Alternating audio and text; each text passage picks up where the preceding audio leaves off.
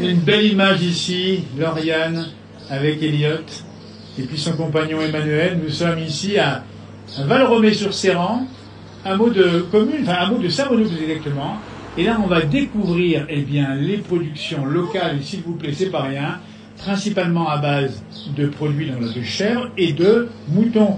Mais bien précisé, Lauriane, qu'il y a une philosophie de vie derrière ça. Hein. Oui, on a choisi d'élever les petits sous les mamans, voilà. Malgré qu'on soit en élevage laitier. Ouais. Et puis on fait de la traite manuelle.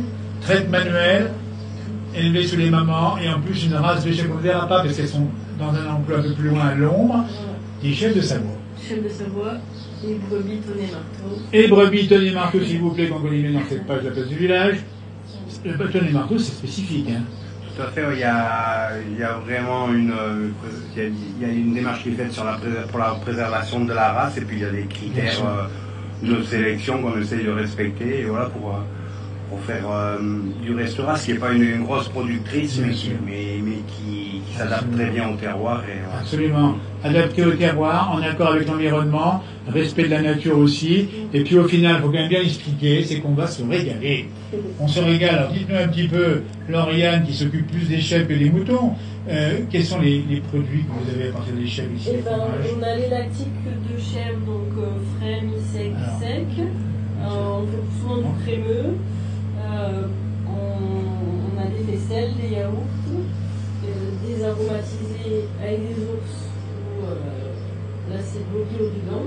Et puis après, il y a des tonnes d'Emmanuel. Voilà. Emmanuel qui vient des Pyrénées et qui, ça ressemble un petit peu à l'Osso-Errati, hein. C'est exactement la même chose. Technologie avec du lait d'ici. Voilà. Et le goût est différent là-bas?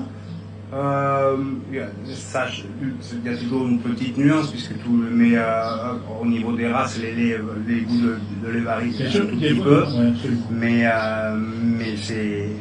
on va dire que c'est ce que j'ai ramené de là-bas, c'est un mot des Pyrénées en Valromey. Absolument, ça c'est bien. On aime, nous, quand les savoir-faire se croisent et se partagent un peu partout ici.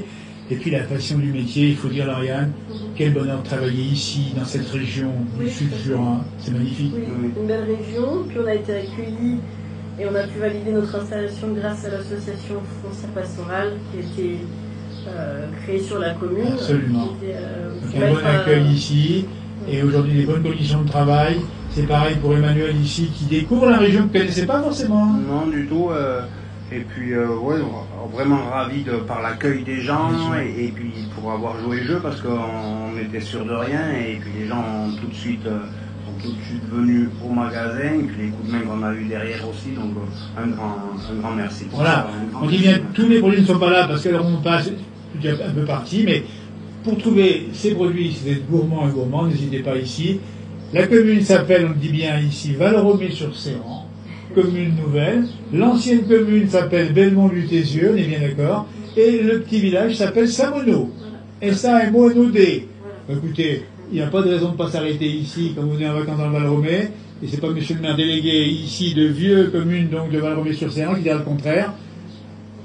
Bonne continuation, bravo. Et on voit bien que les régions de France se marient bien, si j'ose dire.